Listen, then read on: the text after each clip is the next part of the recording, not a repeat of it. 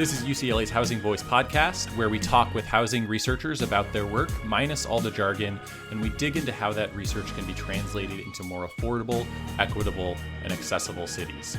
I'm Shane Phillips, and I run the Housing Initiative for the UCLA Lewis Center for Regional Policy Studies, and my co-host is Dr. Mike Lenz, Associate Professor of Urban Planning and Public Policy at UCLA, and second in command at the Lewis Center. But not after me, to be clear. If you haven't already subscribed to the podcast, please be sure to find it on whatever platform you use and do just that. And if you like what you hear, tell others. Rate, review, tell a friend. You know the deal. Okay, let's get started.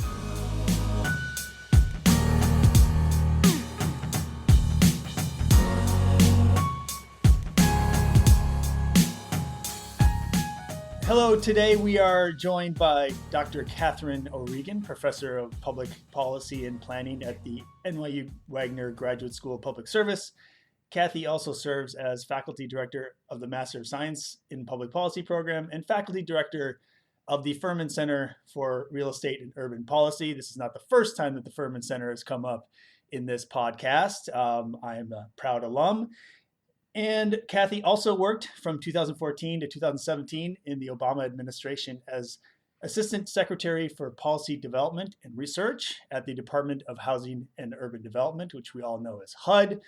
She has published many articles on a lot of housing topics, but today we're going to talk about a couple of her pieces about fair housing that she has recently published in the past few years. And we are so happy to have Kathy here to talk about these papers and generally about the topic of fair housing and affirmatively furthering fair housing, which we will unpack certainly in a minute. So welcome, Kathy. Thank you for joining us. Thank you, Mike. Thank you so much for inviting me in, and you too, Shane. This is a topic near and dear to my heart, and it's really good to see you again. I know this is something you both care a great deal about. Of course. And to start, Kathy, as I mentioned, your research certainly covers a wide range of housing issues. Before we get into fair housing specifically, can you tell us a little bit about your research interests and maybe even how you came to really be passionate about housing? Great. Yes, thank you. Most of my work really does focus, at least now, on federal housing policies, particularly affordable housing and housing assistance. And I can talk about a couple of pieces of work that are related but are not fair housing. But I like the fact that you went back to motivation.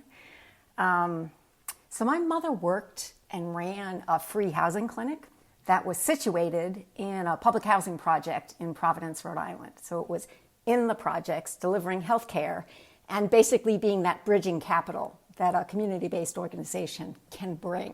And, bird's eye view of spatial disparities and the role of neighborhoods in blocking opportunity, and the role of institutions and policies in shaping and being both the positive and negative forces.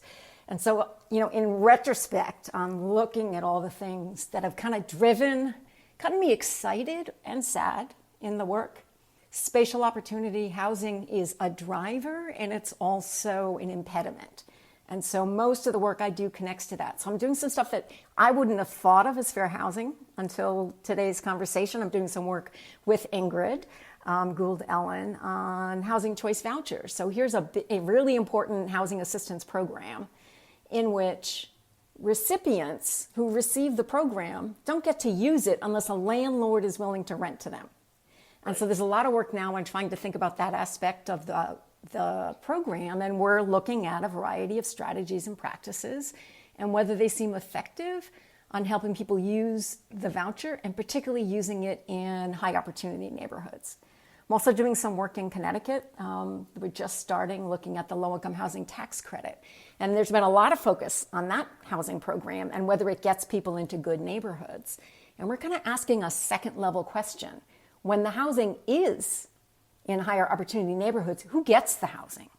So is it true that when these are in higher opportunity neighborhoods, it's less likely that people of color or the lowest income applicants are the ones who get it, in which case we need to understand more what strategies improve not just where the housing is, but the equity of access to that housing, right? And then we actually know nothing about that, which kind of terrifies me. Right. And then, my other hat, the one you were talking about, Mike, the Furman Center, we're doing a lot of work, as many places are around the country now, and trying to be useful during the pandemic on getting data out about the households that are affected, the housing they're in, what this might be for landlords. And that seems to be the urgent research list on most days. Right. So, Kathy, we're talking about two papers specifically today. One you wrote for Housing Policy Debate titled "The Fair Housing Act Today: Current Context and Challenges at 50," and another you co-authored with Ken Zimmerman named "The Potential of the Fair Housing Act's Affirmative Mandate and HUD's AFFH Rule." So as a starting point, maybe we can start with an overview of how the Fair Housing Act came about and, what problems it was trying to solve. And it's, two overarching goals, to introduce, one being ending discrimination in the housing market, which of course was, widespread in 1968, certainly. And two, taking proactive steps, and this is the AFFH part, the affirmatively furthering fair housing part, to reverse patterns of segregation that federal policy and a lot of other mechanisms had helped establish. So, can you kind of introduce us to that? Yes, absolutely. And I think it's really good to start with the historical context. And this fair housing legislation was kind of the third part of a legislative agenda on civil rights that Lyndon Johnson had. And it was after the passage of the Civil Rights Act in 1964 and then the Voting Act of 1965 that fair housing legislation was put forward, but it was moving nowhere. It had stalled in Congress. It was actually in the midst of a filibuster. And the backdrop in the country was that there was mounting urban unrest across the country. In the summer of 1967, there were over 100 urban riots. And in early 1968, the Kerner Commission report was issued. Now, this was a 400-page report that was extremely detailed. And the mandate of that report was, tell us what happened, tell us why it happened, so what the causes were, and then what we should do about it. And it was a very frank report, blunt, actually. Mm-hmm. And it had two key findings that it elevated that were critical for the Fair Housing Act. So first, it linked the separation, so segregation in this society, directly to inequality in other non-housing outcomes. So jobs, income, wealth, and safety. And stating, I'm going to do some quotes from this report, but that America is moving towards two societies, one black and one white, separate and unequal. And I think this emphasis, that the major reason we're concerned about segregation is that it is a driver of inequality along a whole dimension of domains. I think that's really important and good to keep in mind in current context, because that has not changed. The report also explicitly called out the role of white racism and white institutions. It's really powerful to read the language because it is blunter than we're willing to be today, right? A quote, white society is deeply implicated in the, quote, ghetto. White institutions created it.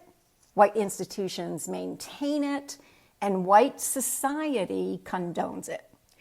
So it was not suggesting, we've got poverty, we have done this to ourselves, and it is a driver of the racial inequality that we have. And it placed then the solution in saying we need comprehensive fair housing legislation and resources put to this problem that are at the size of the nature of the problem.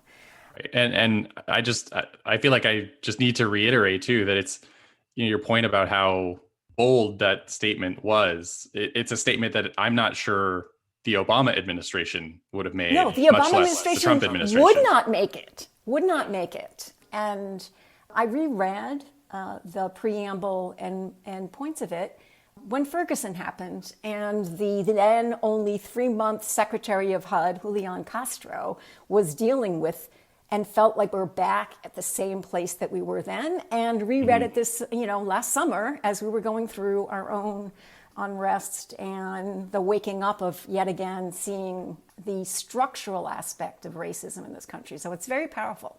It's very powerful. A month after that report came out, Martin Luther King Jr. was assassinated. And that was when the Fair Housing Act was passed. So it was amongst really seeing the size of the problem and that recognition of the institutional part. So that's, Mike, how you mentioned there are two statutory goals. And they're very explicit and they're very uneven in where we are as a country. And the first was to really tackle housing discrimination across all the actors in housing markets. We have not finished that work, but we've been working towards that work. And the second is it places a special responsibility on federal agencies involved in housing and community development, that given the role they had, the direct explicit role in creating segregated communities, they need to do more than not discriminate. They need to affirmatively use their resources, including an obligation on them, those who they fund, to affirmatively further fair housing. I will say affirmatively further just to shorten that real mouthful. And I'll try to stay away from some of the acronyms on this. And I think it's worth calling out, there's a long list of policies. I think the redlining appropriately gets noted for the critical role it's played both in creating segregation and the barrier to the creation of wealth. You basically had public programs that subsidized wealth building among white communities and then prohibited it in black communities. And to today, you can actually trace back the segregation lines to those practices. But the practices there were many practices and there were many federal actors who were implicated in this, right. Not just HUD. But and I'm sure. But this second part of the Fair Housing Act has been really under-realized. Right. So, as you say, we've been much more successful at that first goal of reducing discrimination in the housing market than at this affirmatively furthering goal of reversing patterns of segregation. And to quote the actual rules and law, fostering inclusive communities, which is what AFFH calls for. I have a quote here from I think your 50-year retrospective paper. You say, on the second goal, persistently high levels of segregation and associated disparities in quality of neighborhoods suggest quite limited progress. Before we even talk about why that is, can we talk about what that actually looks like? Is calling it quite limited progress even being too kind? Have we made really any progress on this? It depends on how you think about progress. If you think about the Fair Housing Act as focusing on actions to reduce segregation, I feel like we've made no progress. I think that to the extent that we've seen changes in segregation, they've reflected, and so this is not based on research where I can document this, but I feel as though there have been lots of changes in demographics and some in attitudes that may change segregation, but I don't think that we've seen levers of change from direct action taken in the hopes of decreasing segregation. So if there is any, improvement happening, it's kind of our good luck, maybe more than deliberate actions that we're taking. So I think the decrease in discrimination in housing markets is real. And those are true actions, and that can open up communities.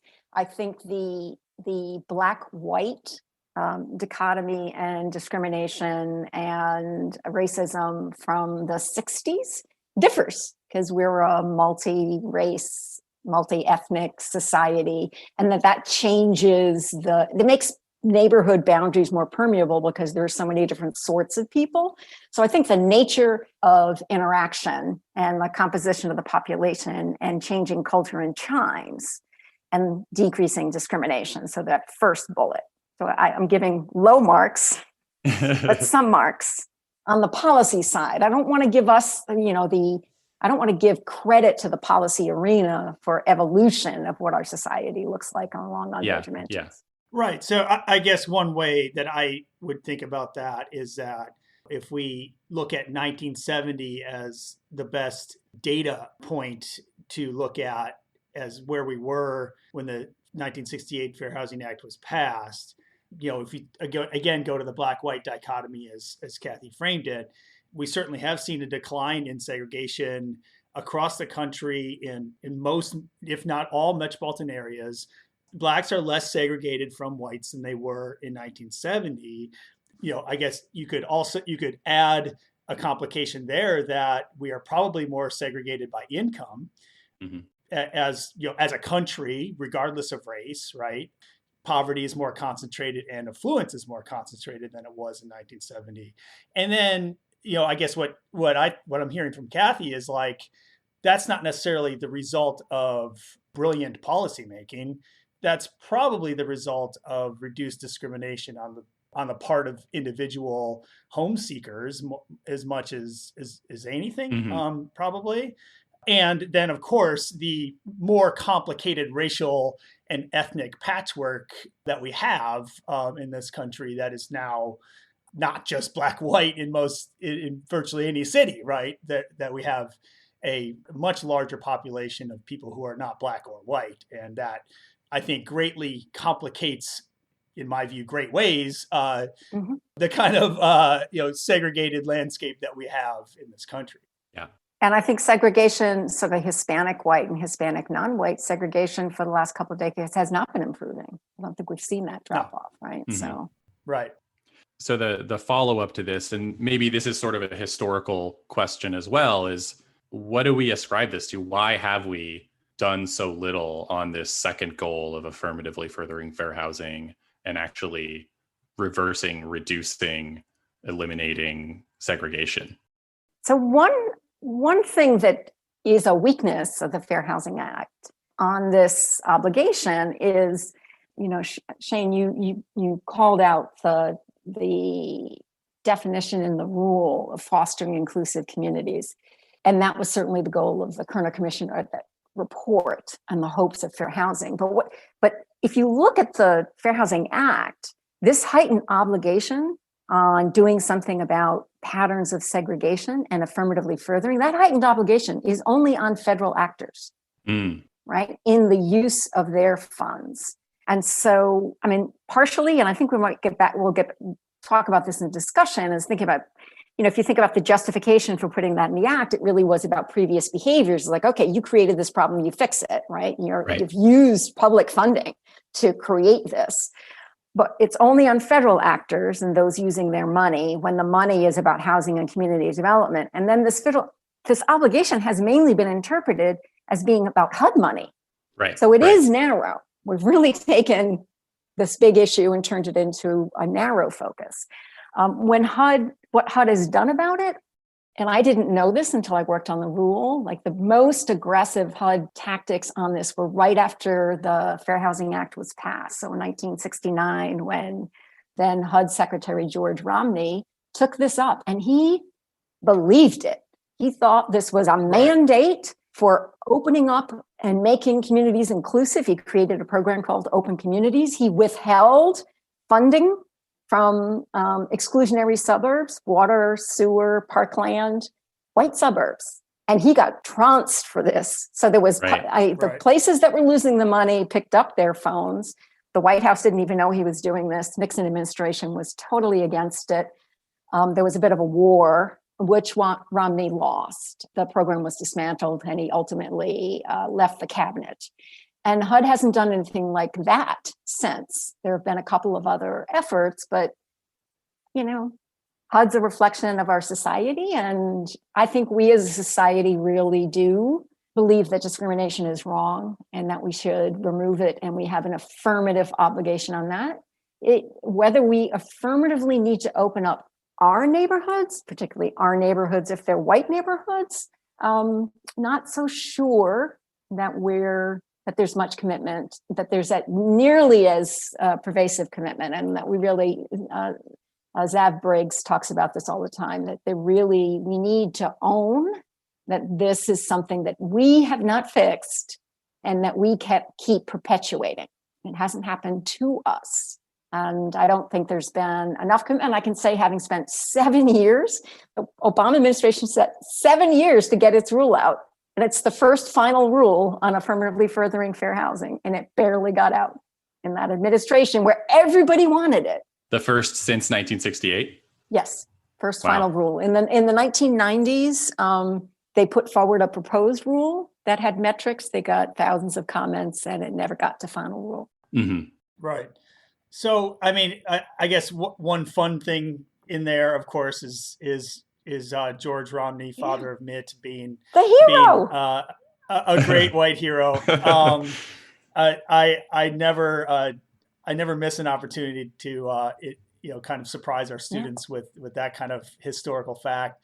But then also, I mean, I think you framed it perfectly, that this obligation that, I think we believe in, if I say we as in the three people in this podcast, is one that is not necessarily shared by a vast majority or a kind of voting majority of this country. And we see this in so many other aspects of policymaking, where we end up in a place that is okay with equality, but not necessarily equity, right? Where we have these colorblind solutions to problems that probably require color attention to color, if you will. But let's get some specificity maybe on the rule, right? So this is the first rule that HUD finally passes to get to the affirmative step, get to the get somewhere on producing equity, rather than just saying that discrimination is bad and doing something about the discrimination piece. How did we get to this rule, and what did it do? Right. So I shouldn't, to my HUD colleagues, I shouldn't say HUD's done nothing.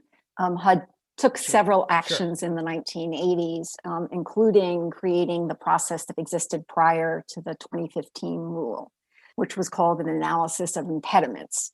It was highly criticized by fair housing people and others, ultimately by the GAO and HUD's own analysis. So what that process did was jurisdictions were required to do what's called an analysis of impediments to fair housing, or an AI, in their jurisdictions. They were not required to do it on a specific timeline. There was guidance, but no regulations. And there was no requirement or even much guidance on what should be in it, right? So what you were required to do to say that you had actually done it. Jurisdictions were not required to submit that to HUD. And so HUD did not systematically review. In fact, the GAO found in its review of over a couple hundred of these was that in the majority of cases, jurisdictions either could not find their AI, the AI was very much outdated, or not substantively useful. And part of that was probably they weren't required to submit it to HUD, right? They didn't have to submit it to HUD. It was, you put it on a shelf. It's like if somebody, like the elevator certificate. When somebody comes asking, you got to be able to find it. Turns out, when you don't have to show it to anybody, you might not be able to find it. And it's not even they submit it to HUD and HUD doesn't review it. It's like they literally don't even give it to them. They could mail it. Some places say they mail them in. They may have, but it wasn't a piece. Like it was in that AI, you then are supposed to say, okay, I've identified my impediments, and jurisdictions then state, self-certify that they are doing something about those impediments, but there's no follow-on action. Right, which I think it just illustrates how much of a priority it was, I think. And also it's not so clear, having been tried to, like, what's the alternative?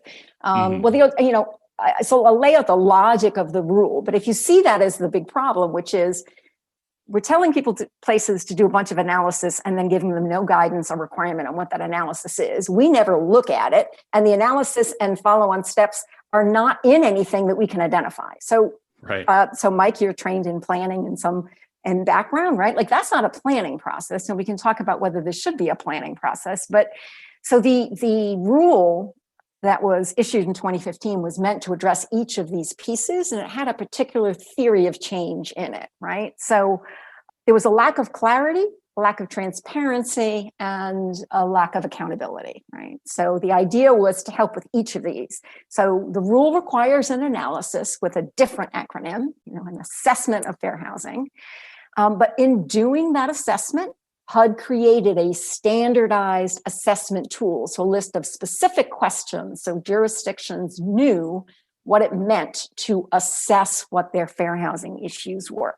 In doing that analysis, HUD was on the hook for providing data and maps, so that to help with particularly the smaller jurisdictions, lower capacity jurisdictions in doing this analysis, those data were made publicly available. So as you go through the process of doing your analysis and engaging with the public, that was also required in this rule, the jurisdiction and the local stakeholders all had access to the maps, the data, et cetera. And the idea behind this was that process, that engagement process itself, was supposed to be important for a community to both see what it looks like and identify what it sees as the barriers. And the next step, they had to lay out what those steps were going to be, and then metrics, like we're going to be doing this by then. So you lay that all out.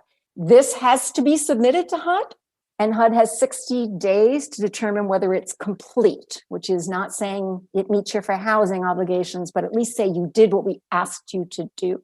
And then these jurisdictions are all get money from HUD, and that money from HUD comes with some planning requirement.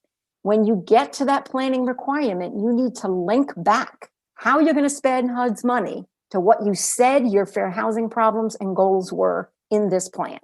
And then the loop continues. It's a learning planning loop where when you next need to do your assessment of fair housing, you say, this is what we found last time. This is what we said we were going to do.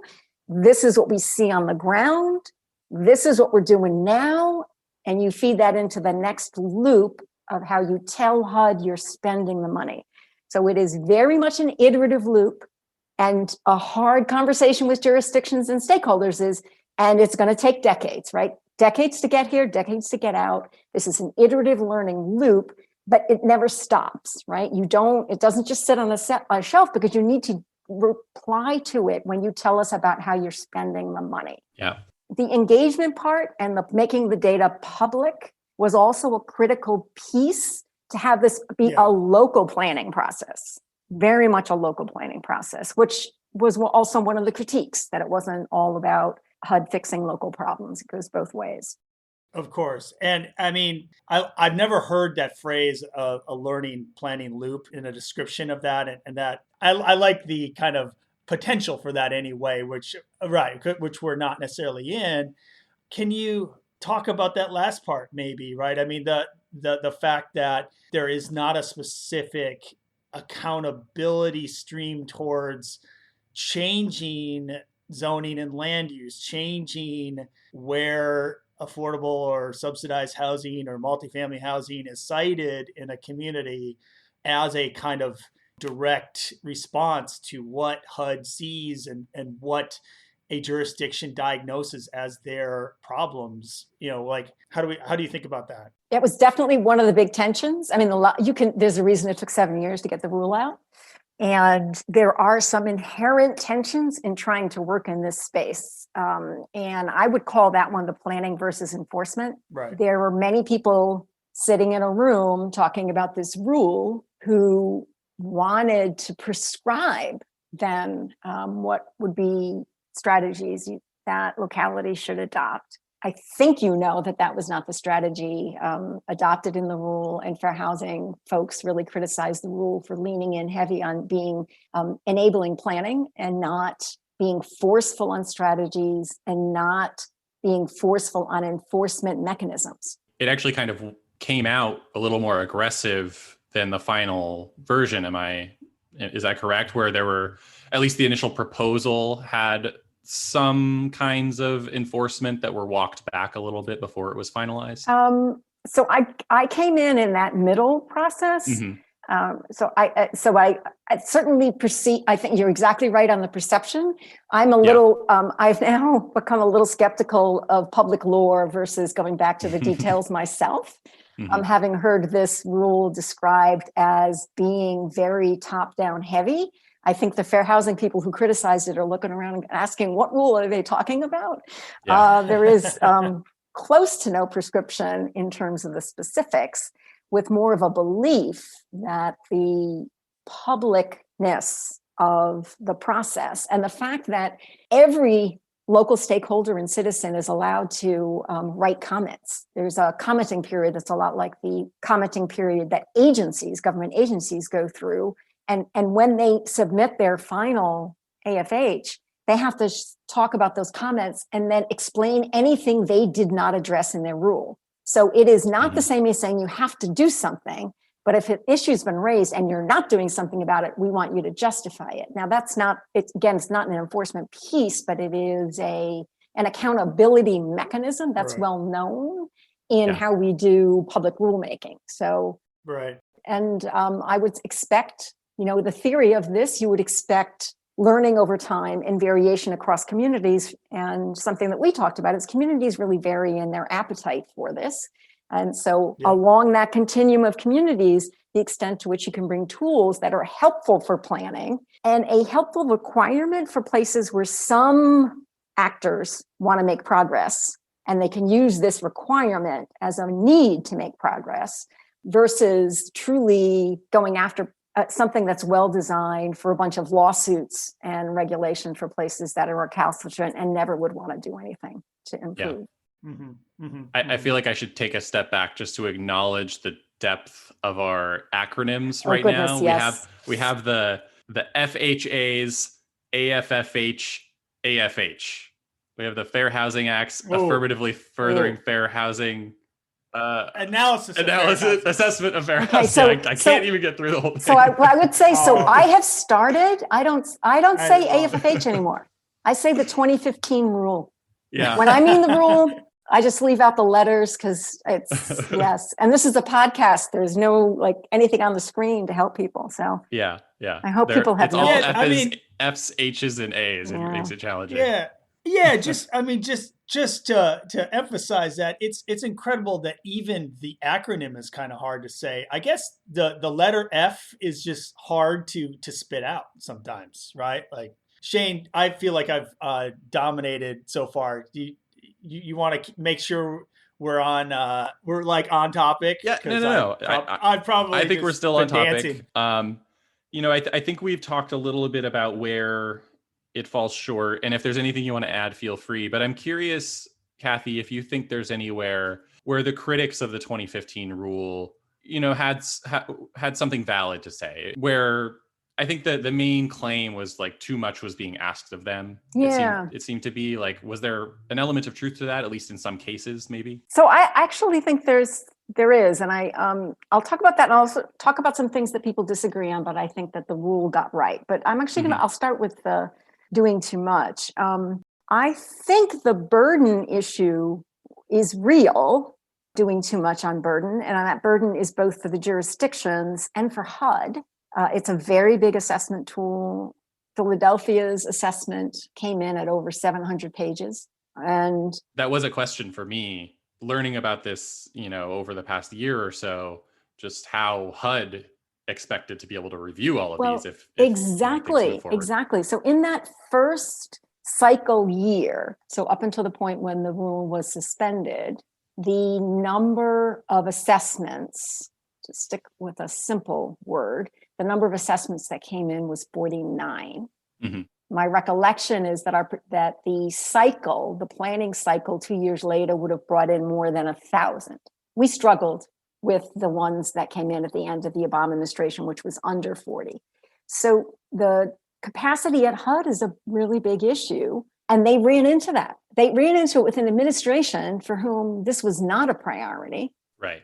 And I actually think that's what took the rule down. I think that it was not a high enough priority for the administration to go after it, but the fair housing staff couldn't do the work of getting those done and stopped on a burden basis. And so it's a totally achievable thing if you put the resources into it, but the resources weren't there to begin with. And certainly the Trump administration wasn't going to invest them. But I would say a 780 page analysis is not what is Uh-huh. needed to provide some insight into what to prioritize, and certainly makes it completely inaccessible for smaller places and for people who want to be Yep. involved. So I think something shorter and something very targeted. I think we can learn from the 49 that were completed and reviewed and assessed by HUD. I think the fact that HUD gave comments back, so something that was built into this, and for anybody who's worked with agencies, not just HUD, on these types of things, you apply things and then you get a yes, no. The idea behind this was to have an informal mechanism of which, if something was incomplete and it was just missing or there was a disconnect, HUD could let places know, and they did that. There were places that submitted, they got an informal, no, you need to do X, Y, and Z, and then they resubmitted in a timely fashion and got an approval. And so that type of iterative process was meant to be built into it. And jurisdictions did not believe HUD would do that. But they would tell us what was wrong, how to fix it, right? The initial response seemed pretty promising in that, like, a lot of... It was, granted, it was under an administration that really wanted this to work. But I think figuring out a sustainable version of this is a problem. In terms of some of the other ways that, requiring too much was talked about, one of the criticisms from jurisdictions is that they were required to look beyond housing to other things. They say we don't control those levers. HUD's response, and I think this was correct, is it doesn't matter. Those things matter, and we should have a picture of it. Even if you don't believe on your own, you can fix it. So I think that should stay. Some thought there was too much required on engagement because it precedes another engagement process they have, but I think engagement is a key part for keeping. And we certainly didn't go too far in prescribing actions. HUD didn't go far enough. But there are some things that I think really are worth highlighting. So one thing, maybe going back to the too much beyond housing, the rule defined affirmatively furthering for the first time. It's not defined in the Fair Housing Act. None of the guidances have ever. And it was very controversial. And it was defined as taking meaningful actions to overcome patterns of segregation and foster inclusive communities, as you noted, Shane, free from barriers that restrict access to opportunity based on protected characteristics. So it is not just segregation. It is about the impacts of segregation and meaningful inclusiveness. That was controversial. It takes us back to the Kerner report. I don't know if we care about this. I think that's a critical piece to keep in, and was certainly under debate under the Trump administration. And then I think one of the other criticisms that you can't get around is the tension between mobility versus reinvestment. And there are those in the fair housing field who focus a lot on the mobility arm, mainly because they think it's been undertended to in housing policy. Just to clarify, when you talk about that, do you basically mean, do we build housing in places that have a lot of opportunity, or do we make it easier for people who live elsewhere via transportation investments and so forth to get to those places? Is that the distinction? The last part is reinvesting in those communities that don't have opportunity. So some have interpreted, some have interpreted affirmatively furthering as meaning we need to open up communities, and the housing lever we have to do that is to get affordable housing into high opportunity neighborhoods. And concern is this reverse redlining, and we're no longer putting our housing resources into higher poverty neighborhoods, which may be neighborhoods of color, where housing investments and other investments are needed, and the condition of housing may be a barrier to comprehensive community development. And so this is a fight in the field between community development and fair housing people. I think that many in the philanthropic side have worked to help bridge that. This is probably about also, it's not just about values and vision, it's really about limited resources, and with such rationed resources, you focus on one side, but the rule definitively said we need to do both. We need to do both. Meaningful choice means opening up places of opportunity and turning the places that people currently live into places of opportunity. It's a tall order, but I think we need to keep that. It's a both and.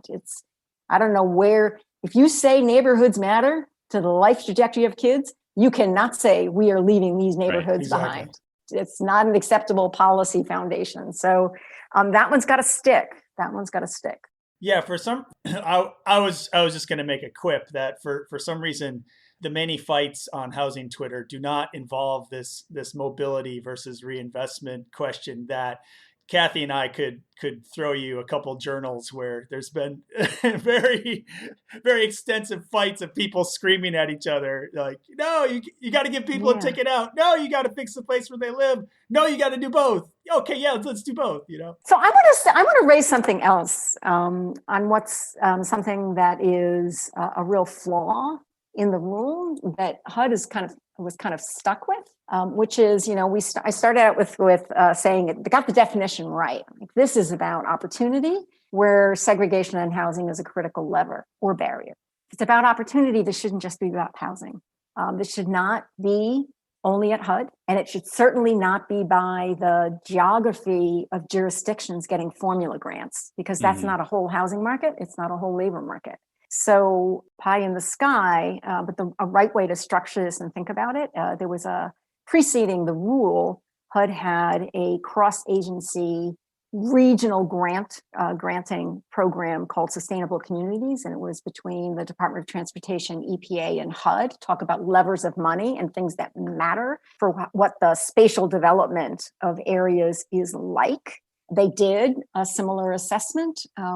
That's where you would want things. So here's my real pie in the sky. And I didn't really know about this until this week. So in the Clinton administration, President Clinton signed an executive order called the Leadership and Coordination of Fair Housing in Federal Programs that established a presidential council on fair housing that included all of the cabinet agencies chaired by HUD, making explicit that the affirmatively furthering obligations of the Fair Housing Act are an obligation of all federal agencies that do housing and urban development. Everybody does urban development. Everything's USDA does urban development. So it's that, my understanding is that executive order had never been taken down. We just don't have that council. But if you move this up above just HUD, transportation funding, of course, that's real funding. If you think about how the things that matter in the rule, we're talking about access to jobs, you're talking about education quality, health and housing. I think the affirmatively furthering effort that is going to move the needle, so we don't have this conversation 20 years from now, Mike, is actually up above the HUD level. So I don't know that the Biden administration is going to take that on, but it would be the right way to address the spatial inequities that are a driver of so many of these. Yeah, it's hard to see that happening early on in the Biden administration with what's on the plate. I don't know, you got some other crises going on? I feel like we've been alluding to this and kind of mentioning it glancingly, but this rule was suspended by the Trump administration. And we want to be very clear about that. It is not the law of the land right now. We're basically back where we were before the 2015 rule with these analyses of impediments rather than the assessment of fair housing. And I don't think we need to dwell on that. I think the bigger question, and you talked about it a little bit, like, where do we go from here? If we want to improve on this thing, I think you gave some good advice for that. And I also want to note, since we are in Southern California, that California adopted its own AFFH requirements. Really, just as I understand it, they were just a copy paste, basically, of much of the 2015 rule, including that definition of segregation and fostering inclusive communities. Right. So that's all good. And I think those recommendations were good. I guess I don't have a question related to that. I want to put it out there and make it clear to the listeners. My question is what our goal is, like what integration looks like. My notes here, you make a point in your 50-year paper that when the FHA was passed, the segregation pattern at the time was one of Black and poor being concentrated in central cities and the white and affluent in the suburbs due to white flight. But that isn't exactly our current context. It's still true to an extent, but many central cities and neighborhoods have really regained popularity and seen an influx of white and relatively affluent residents. And so if our goal was racial and ethnic integration with the housing market, this might be viewed as a positive development, right? But I don't think that's how it's being seen. And I think that's for good reason. It hasn't really improved the outcomes, all these non-housing outcomes for Black households, for example. And so how should we think about distinguishing between quote unquote good integration and quote unquote bad integration? Because this having a bunch of white people come into a community of color, that's not by default a good integration. Yeah. So so there were a lot of things in that. I would just make one reference to where we are. The rule was suspended and HUD was going through a process of creating a proposed rule, and it actually was following legal process. Prior to during the summer, last summer, I think to the surprise of the Carson HUD team, President Trump took on the issue. It was cloaked in a campaign way, and actually in the New York Times, didn't think that this rule would be making it into Times Magazine and New York Times, but the Trump White House issued a final rule. So just to be in the nuances of things you all may not care about. Oh, we care. Oh, yes. That is not legal. Oh. I believe this is not legal, right?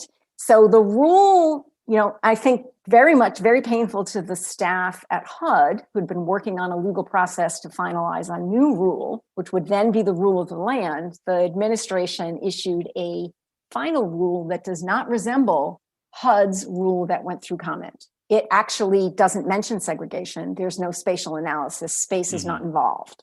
So it would dramatically alter. And there is now a lawsuit against the administration's rule. And I think on valid basis, given it did not follow procedure. So the Administrative Procedure Act would have been the basis on which there's a lawsuit. The incoming administration can choose to not defend that rule if it looks as though it could lose in court. That is a legitimate, to me, not a lawyer, but that could be a legitimate stance. If it disappears, the last legitimately passed rule is the 2015 rule.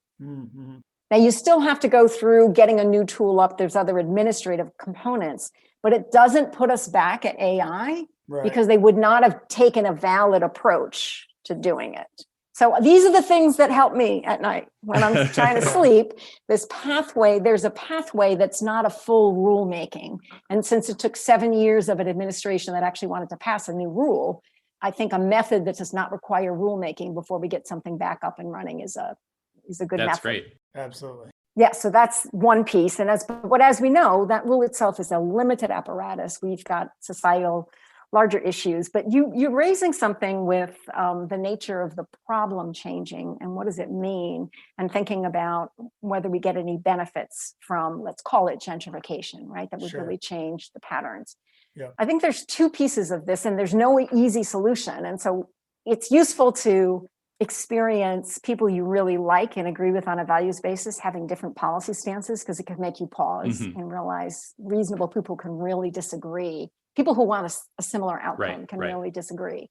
And so with the gentrification, no policy, just thinking about the integration you might get from gentrification, I think the empirical evidence is much more mixed, that it's only transitory, that there certainly are places where you see sustained improvements on an integration basis. And then a question can be asked about and how much do the pre-existing residents gain from that? But it's not as, I think the evidence on the displacement and that's always temporary on the move to something else isn't quite there. And Ingrid's actually done some nice work showing that at least in New York City, public housing, and you could imagine this being other types of affordable housing, play an anchoring role in capturing integration and stopping the full sale. And so that tells us something about an important policy tool. I think it might have been that paper in my head as part of this, just you can have this influx that is, it occurs at some pace and then kind of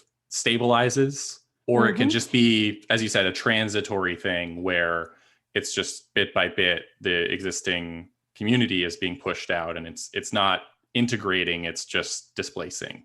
Yeah. But there's other parts to this. One prong you have is whether or not, integration is going to bring benefits. And we should presume, I think it's something really going to be, the field's going to have to really be grappling. We're still operating as though getting white people into neighborhoods is like the good thing. And it's the thing that's needed in neighborhoods that don't have white people have to be fixed in some way. There's something very offensive about the whole orientation we take on this, and as academics we might get away a little bit more with it, but you Right. pause for a moment on what that feels like. So we haven't done the soul searching as researchers in the way that we talk about this and think about this. I think that we need to be doing. But there's another piece, and I think that you're going to go on this, is if we think about what that means more narrowly on fair housing tools. If you take the 1968, what were you focused on? You really were focusing on providing some more choice and opportunity and access to more than the limited set of neighborhoods that people of color were kind of allowed to live in and could purchase homes in, et cetera. And so it was opening up. It was all about opening up those other communities.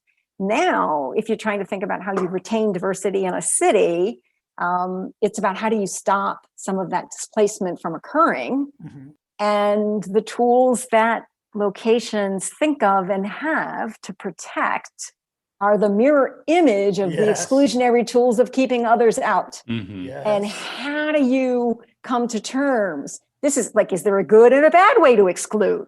Right. A whole bunch of people who really care about communities of color walk away from using anything like an exclusionary tool as a way of accommodating it, because then you've got the discretion of local actors on whether they're going to use it in a good way and a bad way. And that's where the community preference discussion comes up. And I think it's there's where you're seeing generations of fair housing folks disagree. Yeah. Right. And in a society that prioritizes color blindness over, outcomes of equity across race, as I mentioned before, like how do you take away the exclusion abilities of a white community, but empower a community of color to retain or increase really those exclusionary potentials, because most communities of color over the vast majority of urban history in this country haven't really been empowered to exclude in anything like the ways that whiter communities have, right? So I think the power, and I want to come back. I would like to talk about San Francisco before we end, because I think it's one of those. I like the nuance of everything being gray and not being clear that an answer is the right answer. But so the power that's left is we don't want any housing built. I'm going to try to stop gentrification. I'm going to try to stop others from coming in on the one tool I have, which is I protest the rezoning, I protest the new development. It doesn't mean it protects people at all. Right? The pressures are still there, but it contributes, I think, to the supply side problem. And it creates just another wrench, and people are worried about their own place. It's not their job to fix the system. But I think this system of local control on this and the way we do it just is it, as you said, Mike, they have no tools, limited tools, this one they can do. And it does not protect, and it does not open up getting more of things that are needed in the community. And it does not address the systemic problem we have, but it does mean that we produce less housing than we need. But can we talk about San Francisco for a second? Yeah. Because yes. I'll try to summarize it very quickly here. So basically, and it's not just San Francisco that has this. No, because New York City is being sued on community preferences right now, but it's easier for me to talk about San Francisco. And the idea is basically, cities have proposed these programs that give preference in subsidized or, otherwise low income units to current neighborhood residents or city residents. And that's, understandable from the perspective of, if you have a new affordable development, say it has 50 units in it, you might get 1,000 applicants or more, and those will be from across the city. And so the odds that people who actually live in the community where that development is taking place will get to move into those units is quite low, which, just from like a political economy perspective, makes it harder to get people to support these projects. And also just, I think there's a sense of fairness that where this is occurring should, the people who live there should be the ones to benefit most from it.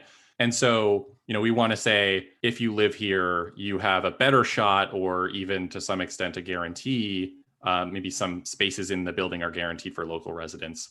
But that's run into issues with the Fair Housing Act. Can you explain why that is? Yeah.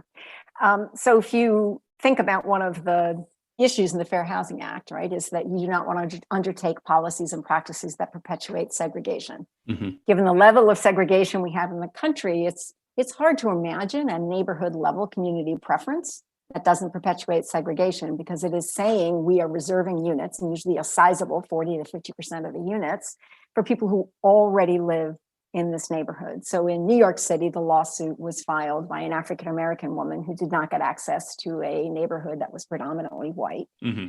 And of course, if you think about this as Westchester, New York, this is exclusionary, right? We're saying we're building this housing with public dollars, and not just our public dollars, and it's for us. And we're going to keep others out, or a substantial barrier to others getting in. And from that perspective, you then almost want to say, well, does this depend on the community? Does this depend on the justification? San Francisco has a citywide preference and then a neighborhood preference on top of it for affordable housing, and came to HUD in 2015 or 16 because it had a HUD-funded project in which it wanted to use its community preferences that it uses for all affordable housing.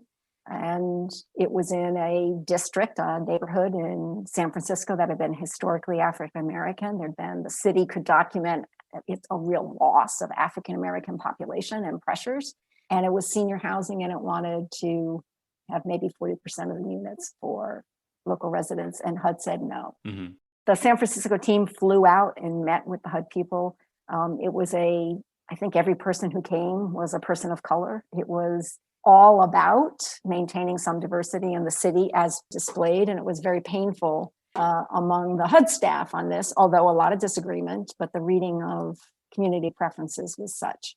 But in having a policy that might perpetuate segregation or have discriminatory impacts, disparate impacts, there is a justification called public or business purpose, right? So if there is a legitimate public purpose, and there is not a less discriminatory impact, you can still adopt policies that do disproportionately affect a protected group. And is that what they tried to pursue here? So now this is totally not what HUD did or any officials. This is my interpretation. Mm-hmm. Okay.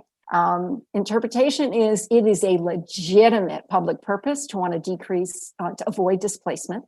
A thought was that, kind of different than what you said, Shane, if a neighborhood is lucky enough to get affordable housing and there are some other neighborhoods under displacement pressure and they get no affordable housing, why should it be the residents only of the neighborhood getting the housing that are protected?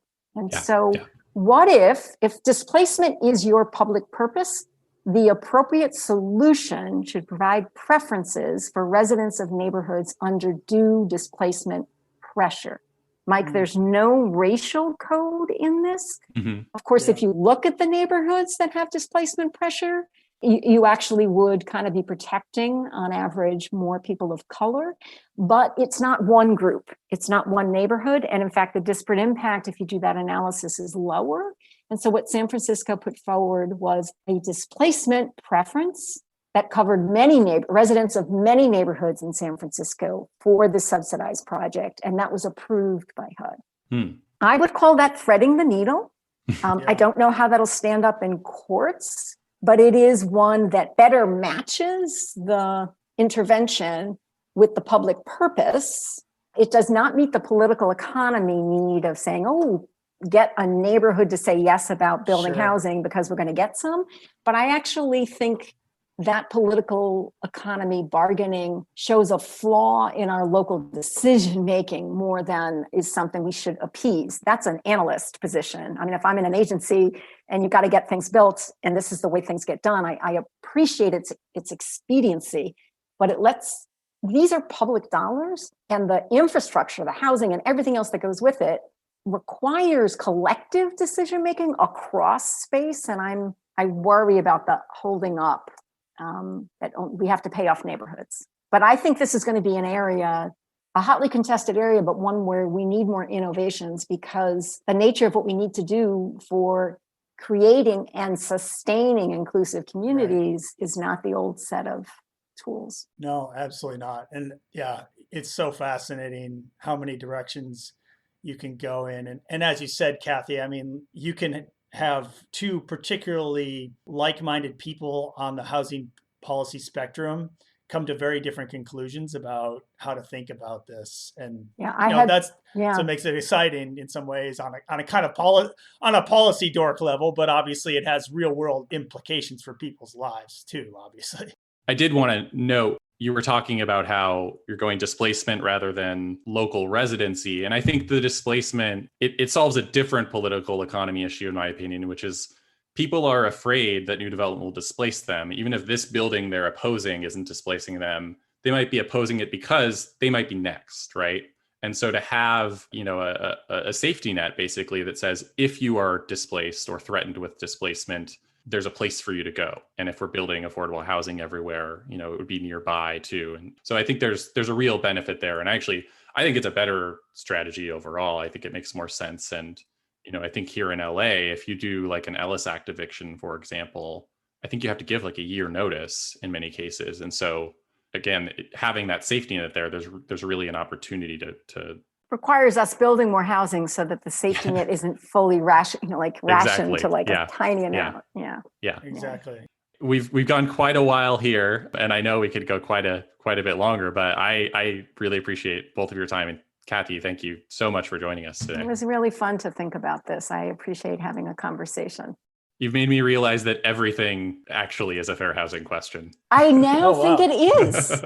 Wow. If you think, most of what we're working on, that's what it comes down to. If there's a spatial aspect to it, there could be a fair housing component. Yeah. Thank you, Kathy. It's always so wonderful to talk to you. And we don't get to see each other. We usually get to see each other in the fall at conferences. And it's impossible to think of my wonderful life here at UCLA without having happened without meeting you. So that's very kind. It's pretty special to get to just chat about these important things with you.